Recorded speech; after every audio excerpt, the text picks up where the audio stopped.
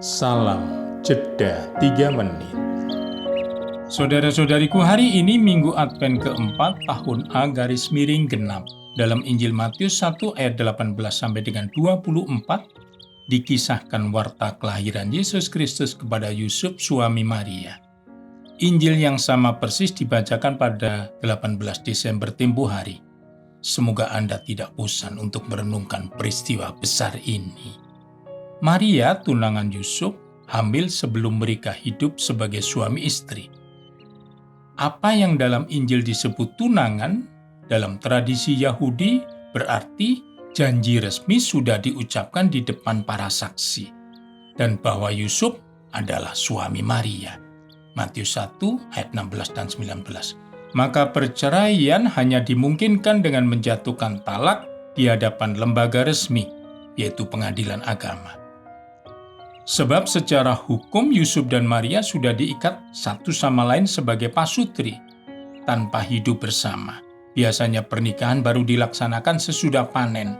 Yusuf mendengar berita kehamilan Maria tanpa disertai pengetahuan bahwa Maria mengandung dari Roh Kudus. Fakta bahwa Maria mengandung tanpa diketahui siapa ayahnya bisa dipandang sebagai berzinahan dengan hukuman keras yang menyertainya, atau mungkin dia diperkosa sehingga tidak boleh dinyatakan bersalah apalagi dihukum. Lihat Ulangan 22 ayat 25 sampai dengan 27. Untuk memastikan apakah Maria bersalah atau tidak dan menentukan perlakuan yang patut diterimanya, Yusuf dapat meminta pengadilan agama untuk memeriksanya. Namun dikatakan dalam kisah tadi bahwa Yusuf tidak mau mencemarkan Maria di depan umum. Yusuf tidak ingin menjadikan Maria sebagai tontonan banyak orang. Maka Yusuf merencanakan untuk menceraikan Maria secara diam-diam. Ini bukan berarti tidak akan ada orang yang mengetahui bahwa Maria mengandung, itu jelas tidak mungkin. Tetapi Maria tidak akan diperiksa secara resmi oleh pengadilan agama. Fakta ini menunjukkan upaya Yusuf untuk meluputkan Maria dari kemungkinan vonis hukuman mati. Yusuf memang lelaki hebat. Melihatkah Anda bahwa sikap tidak ingin mencemarkan nama Maria di depan umum merupakan suatu indikasi yang sangat jelas bahwa Yusuf benar-benar mencintai Maria.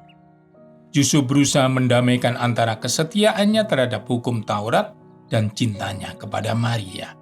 Sikap Yusuf inilah yang dalam Injil tadi dikatakan tulus hati, ayat 19. Pesan Injil hari ini, jadilah tulus hati seperti Yusuf. Tulus hati berarti menolak untuk mempermalukan orang lain. Berkat Tuhan dan salam jeda 3 menit.